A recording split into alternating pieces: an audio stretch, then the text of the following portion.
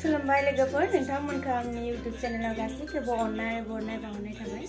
दा नोंथांमोननि गेजेराव आं दिनै आरोबाव मोनसे गोदान भिडिअ लानानै फैलायबाय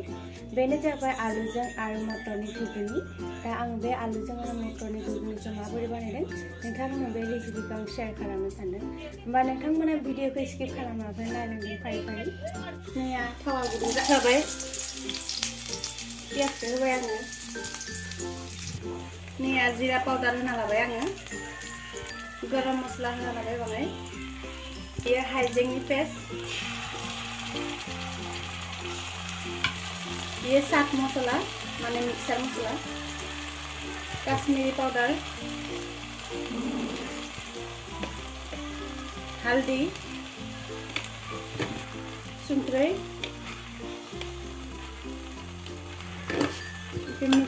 मिक्स खालामना लानोसै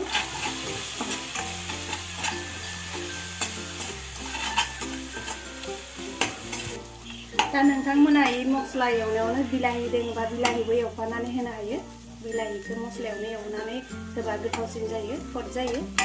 दा आंनिया दा बिलाहि गैया नालाय ओमफ्राय आङो मस्लाजोंल' माबा खालामनोसै बिलाहि होथ'ला आं दा मस्लायाव दै बाङाय सास्रिना होनोसै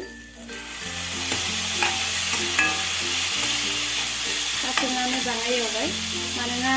मस्लाया पेकेटबो दं नालाय पेकेट मस्लायाव दै बाङाय सास्रिनानै एवबा माने गोथाव जायो टेस्टिसिन जायो गोरान एवबा खामनो नागिरो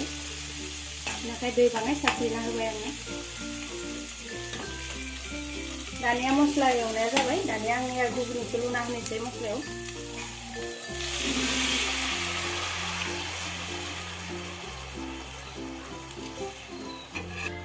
लोगोफोर आङो जेब्ला मटर आरो आलुफोर रुना लानायाव बै दैखौ आङो गाराखै रुना लानायाव बै दैखौ गाराखै इयावनो दा आङो दैखौनो होफाफिनबाय बेलेग दै होआखै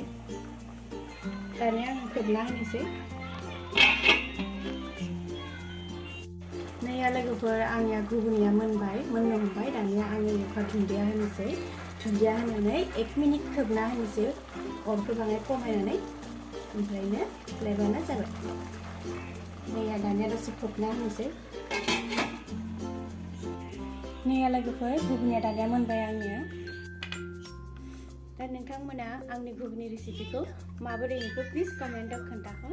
आरो जायफोरा आंनि भिडिअखौ गोदान नायदों प्लिज आंनि चेनेलखौ साबस्क्राइब खालाम शेयार खालाम खाथियाव थानाय बेल आइकनखौ दाबायना हो जाहाथे आं बिदिनो गोदान भिडिअ आपल'ड होबा नोंथांमोननि गेजेराव जाहाथे मोनहैयो होमबा आङो भिडिअखौ दिनै एसेयावनो दोनथ'बाय